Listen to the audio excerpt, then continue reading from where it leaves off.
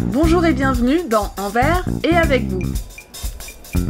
La petite Élise attend ses parents à l'accueil. La petite Élise attend ses parents à l'accueil. Merci. Une chronique de Laura Zanita, enregistrée sur la foire éco-bio de Colmar et montée par Guillaume Seriani. Aujourd'hui j'accueille Christian Jacquiot et nous allons parler des coulisses de la grande distribution. Donc Christian Jacquiot, vous êtes économiste, auteur notamment des coulisses de la grande distribution et des dessous du commerce équitable.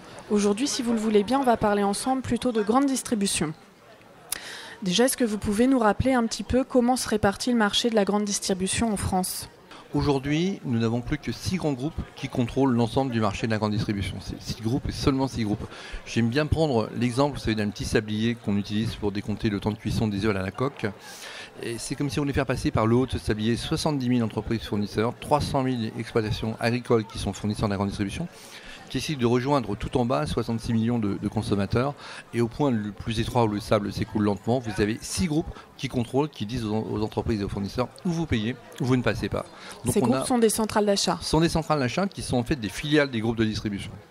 Les centrales d'achat, ce sont des structures qui ont pour objet de centraliser les achats de l'ensemble des maillons d'une chaîne, comme leur nom l'indique. Donc, autrement dit, quand un magasin à Colmar, à Strasbourg, à Bordeaux ou à Nancy décide d'acheter des produits, il n'achète pas à son fournisseur, il commande à sa centrale d'achat qui interroge les autres points de vente et on ne passe plus qu'une seule et grosse commande donc au fournisseur. Et donc, il y a une capacité de négociation, pour ne pas dire de nuisance, extrêmement importante.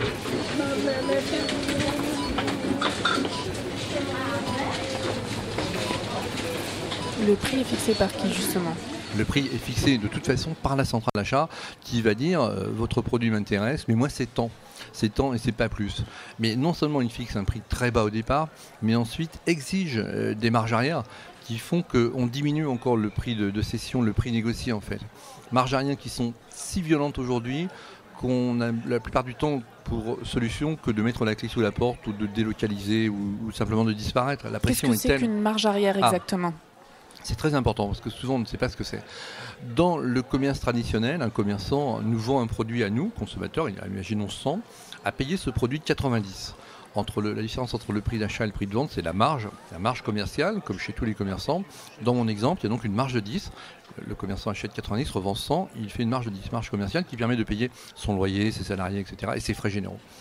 Dans la grande distribution, c'est la même chose.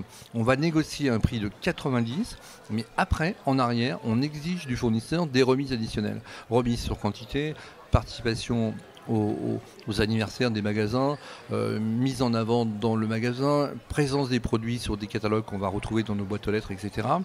Il y a une quinzaine d'années, les marges arrière représentaient 10% du prix des produits. Et on disait c'est beaucoup trop, ça va tuer l'économie, casser complètement les PME. Il y a eu beaucoup de concentration, fusion, absorption, mariage dans les réseaux de la grande distribution. Aujourd'hui, on n'a plus que 6 centrales d'achat, comme je l'ai dit tout à l'heure. Et donc, on est passé d'un taux de marge arrière de 10%, il y a 15 ans, à aujourd'hui 40 à 50% de marge arrière. Je reprends mon exemple, vous achetez un produit 100, il était payé 90, c'est donc une marge de 10, mais en arrière, on réclame 40 ou 50 aux fournisseurs. Ce qui fait que le produit qu'on nous dit être vendu à prix coûtant a coûté bien moins cher que ce que l'on nous dit. En charcuterie industrielle, par exemple, jambon sous vide, saucisse sous vide, les marges arrière sont de 70%.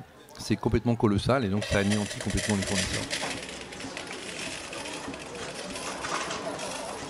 Pourtant, en 2001, il y a une loi sur la nouvelle régulation économique. Est-ce que ça a changé quelque chose ? Pas grand-chose. Nicolas Sarkozy avait promis d'être le président du pouvoir d'achat. Et donc, il avait dit ça, la sécurité et le pouvoir d'achat. Sécurité, on sait ce qu'il en est, le pouvoir d'achat, à zéro.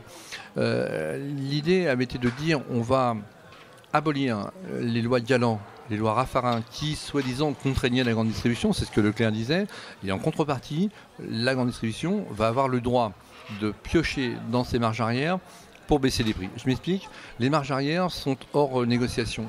Donc, ce qui veut dire que il y avait en France ce qu'on appelle un seuil de revente à perte. Dans mon exemple, quand un distributeur a acheté un produit 90, il ne peut pas le vendre à perte, pas moins de 90. Ça, c'est pour éviter une distorsion entre le commerce traditionnel et la grande distribution. Donc, il peut revendre 90, prix coûtant 91, 92, beaucoup plus, mais pas moins. Et donc, les marges arrière ne servaient jamais à baisser les prix au bénéfice des consommateurs. Et Leclerc disait, si ces deux lois n'existaient pas, je pourrais baisser les prix. Donc redonner du pouvoir d'achat aux consommateurs, ça serait merveilleux. La contrepartie, abolissez-moi les lois Galland et Raffarin, et moi je baisse les prix. Ils ont pris l'abolition des lois Galland et Raffarin qui contraignaient un peu la grande distribution, et bien sûr, on n'a pas restitué un centime aux consommateurs, ce qui fait que les marges arrière existent toujours et sont toujours au bénéfice des distributeurs. En quoi elles contraignaient la grande distribution, ces lois ? Alors, il y avait deux lois. Il y avait d'abord la loi Raffarin qui soumettait à autorisation tout projet d'implantation de grandes surfaces. Et donc, on passait devant des commissions régionales, nationales, avec des consommateurs, des commerçants en commission. Et on pouvait espérer que, du fait de cette loi, on allait mettre un coup de frein à l'implantation des grandes surfaces. Mais donc, ça veut dire qu'on soumettait comme autorisation et qu'on pouvait, quelque part, empêcher en tout cas la prolifération des grandes surfaces. Les lois Galland, elles, traitaient des négociations commerciales et obliger les distributeurs à ne pas revendre à perte. Donc quel que soit leur niveau de marge arrière, on disait ils ne pourront pas. Parce que s'ils avaient pioché dans les marges arrière, ils auraient eu des conditions tout à fait favorables par rapport au commerce classique et donc c'est une distorsion dans la concurrence. Donc on avait interdit d'utiliser les marges arrière justement pour baisser les prix. En fonction de la surface du projet, logiquement, ce type de construction doit donner lieu à une enquête publique ? Alors avant l'abolition de cette loi, on soumettait à autorisation tout ce qui était plus de 1000 m² de construction commerciale. Aujourd'hui, il n'y a plus besoin. Donc c'est pourquoi on voit dans nos grandes villes, par exemple, proliférer les enseignes genre Carrefour City, Proxy, tout ce qu'on veut, etc. Parce qu'il n'y a plus besoin d'autorisation en fait. Enquête publique, il peut y avoir, mais enquête publique, elle est diligentée par un commissaire qui enquête, qui signe un PV et qui peut prendre une décision qui est contraire à l'opinion justement des citoyens. La plupart du temps, c'est ça en fait. Dans l'enquête publique, souvent, le consommateur, il voit un intérêt parce qu'on vous raconte du matin au soir que c'est des prix bas, c'est intéressant pour le consommateur qui a un pouvoir d'achat quand même assez limité. Donc une grande surface est vecteur, paraît-il, de pouvoir d'achat. Donc c'est pourquoi les gens souvent plébiscitent ce genre de commerce. Alors quelles sont les conséquences de toutes ces pratiques pour les producteurs ? Pour le producteur, il n'y a pas beaucoup d'intérêt, c'est une pression toujours plus forte. Alors, il faut se situer en deux temps. Au début de la grande distribution, les centrales d'achat, les grands distributeurs, ont permis aux paysans, au monde agricole, d'écouler leurs produits et d'écouler en masse. Au sortir de la guerre, on est passé d'agriculture paysanne à une agriculture beaucoup plus intensive, plus productiviste, faisant appel aux intrants chimiques, etc. et avec beaucoup plus de mécanisation. Donc ça a permis une agriculture de masse et en face il y avait une consommation de masse du fait des grands réseaux de distribution. Donc ça a été bénéfique pour un certain type d'agriculture et certainement pas pour les plus petits paysans, etc. Mais aujourd'hui on a mis une pression telle au niveau des prix à la production que finalement la grande distribution veut des prix toujours plus bas du côté paysan et si elle n'obtient pas, elle va acheter carrément dans les pays où la vie est moins chère. Donc aujourd'hui on a une concurrence tout à fait déloyale entre nos paysans et ceux d'ailleurs et une concurrence aussi entre ceux qui ont des pratiques respectueuses de l'environnement et puis ceux qui au contraire ne se gênent pas pour inonder leurs champs de chimie. On parle de délocalisation dans ce cas-là ?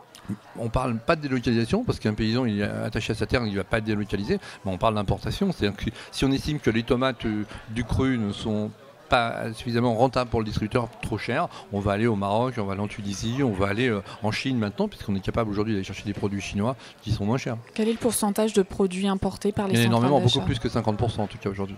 Énormément, et malheureusement, ceci touche aussi la bio, puisqu'on importe de plus en plus de produits bio, alors que quand on parle bio, on pense local bien évidemment, on pense proximité, paysan, et on va aujourd'hui vers de la bio industrielle de pays extrêmement éloignés, où le volet social est complètement occulté en fait. Alors en termes d'emploi, tout ça, ça a des conséquences aussi importantes. C'est énorme. En termes d'emploi, on avait au sortir de la guerre, quand on a créé le premier libre-service, le premier Leclerc, il y avait 6 millions de paysans en France. Il en reste 500 000 chaque année. On perd 30 000 paysans chaque année sur le territoire français. Ce qui veut dire qu'un couple de paysans disparaît toutes les 20 minutes sur le territoire national, toutes les 20 minutes, toutes les minutes en Europe. Donc c'est absolument désastreux. Et ce modèle de grande distribution, il a anéanti le commerce.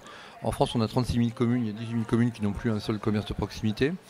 Donc le commerce, leurs salariés, ça anéantit le monde agricole, ça aujourd'hui anéantit le monde industriel.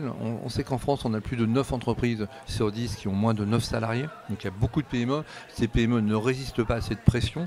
Donc finalement, mettre la clé sous la porte. Et quand on a un bon produit, une bonne image, on vend son image à un grand groupe, on se jette dans les bras d'un grand groupe, mais en tout cas l'entreprise disparaît. Donc ça a un impact sur, encore une fois, le monde agricole, le commerce et l'industrie. Mais c'est pas seulement. Parce que quand on supprime des salariés tout au long de ces filières, On a beaucoup moins d'impôts évidemment levés et on distribue moins de revenus. On a moins de cotisations patronales et salariales, évidemment, parce qu'il y a moins de monde employé. Et on arrive aujourd'hui à un modèle où on vous dit il y a trop de dépenses en termes de sécurité sociale, en termes de retraite, en termes d'école, en termes de services publics, parce qu'effectivement, on n'a plus les recettes qui viennent en face. Donc je veux dire, c'est un impact sociétal véritablement. C'est un choix de société qui découle de ce mode de consommation.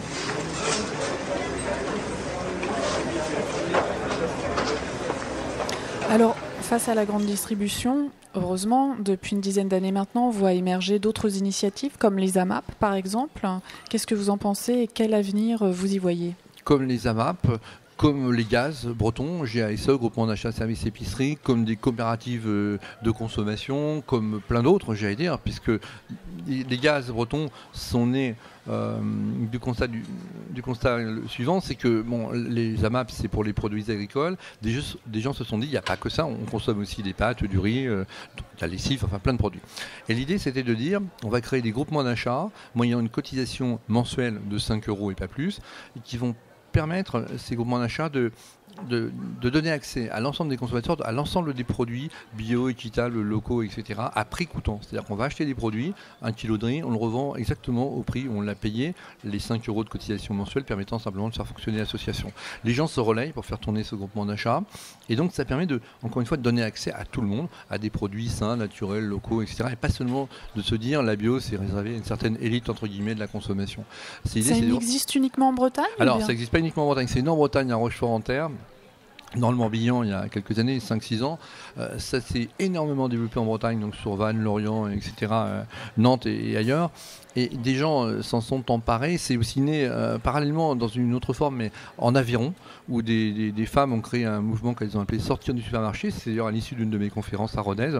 Et puis ce mouvement, elles l'ont un peu présenté partout. Bref, aujourd'hui, elles ont 29 groupes locaux de consommateurs et consommatrices responsables qui veulent vraiment donner un sens à leur consommation avec des critères extrêmement exigeants. C'est-à-dire qu'elles veulent du local, elles veulent du social, vraiment un vrai contenu social dans le produit. Elles veulent de l'éthique, elles veulent du bio. Et donc il faut tout ça. Et elles vont voir. C'est-à-dire quand elles achètent des pâtes à un producteur de pâtes, elles disent on veut voir votre entreprise, on veut rencontrer vos salariés, on veut savoir comment ça se passe chez vous, est-ce qu'il y a des licenciements, etc. Ça va très loin. Mais c'est de se dire, ce monde, si on veut le changer, c'est par notre consommation. On voit ça maintenant à Paris aussi, où des groupements de consommateurs se sont créés. Enfin, c'est quelque chose qui est en train d'essaimer énormément. Donc vous restez optimiste ? Je suis plus optimiste que jamais parce que je crois qu'on est à la fin d'un modèle. Je dis souvent qu'on a une chance inouïe. On a vu, nous, tomber le communisme, on est en train de voir tomber le capitalisme et maintenant on a une feuille blanche devant nous et on a un monde nouveau à construire. On voit bien que ce modèle-là, et l'autre aussi d'ailleurs, était extrêmement désastreux pour l'écologie, pour l'environnement. On est dans un productivisme, alors qu'il soit collectif ou privé, mais c'est la même chose, l'impact est le même sur l'environnement et sur l'humain. Et là, aujourd'hui, ce modèle est épuisé. Moi, j'ai pas envie de pleurer sur un modèle qui nous coûte très cher socialement et au niveau environnemental. On a toutes les chances de construire un monde nouveau si on s'y emploie. Je crois vraiment qu'on a cette chance-là de se dire on assiste à la fin d'un modèle qui s'effondre et on va pouvoir construire l'autre et ça, c'est merveilleux.